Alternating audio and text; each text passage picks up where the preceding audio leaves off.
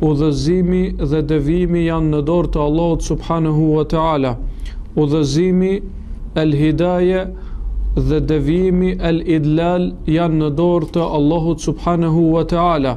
Këtë dëshiron Allahu subhanahu wa ta'ala e udhëzon si mirësi prej tij, dhe këtë dëshiron ai e lën në devijim si drejtësi prej tij.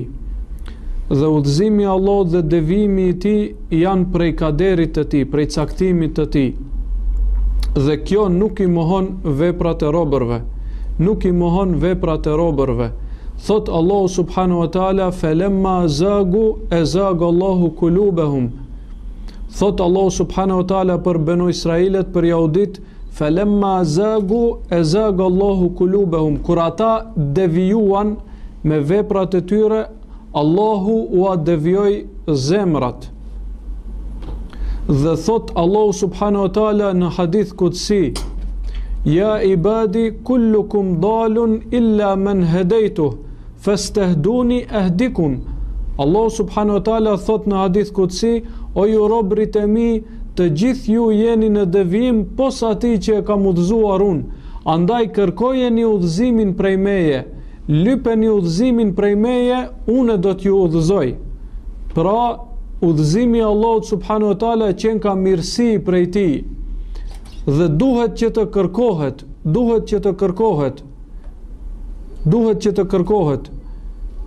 Njeriu me veprat e tij nuk mund ta meritoj mirësinë e madhe të Allahut subhanahu wa ta'ala. Mirë po, ato bëhen sebeb që t'i afrohesh mëshirës së Allahut, rahmetit të Allahut. Siç thot pejgamberi sallallahu alaihi wasallam, thot: "Asnjëri prej jush nuk do të hyjë në xhenet me veprat e tij." I than: "As ti ja Resulullah?" Tha: "As unë, pos nëse më kaplon Allahu subhanahu wa ta'ala me mëshirën e tij." Mirë po, veprat bëhen shkak për të arritur mëshirën e Allahut subhanahu wa ta'ala. Dhe ai prej njerëzve i cili e kërkon udhëzimin, i cili e lut Zotin e tij t'ia qartësojë të vërtetën, ta udhëzojë në rrugën e drejtë, Allahu do t'ia jep, Allahu do t'ia zbres udhëzimin. Ndërsa ai prej robërve të tij që është indiferent, nuk interesohet për udhëzimin, nuk e kërkon udhëzimin prej Allahut, Allahu do ta devijojë. Allahu do ta lërë në devijim.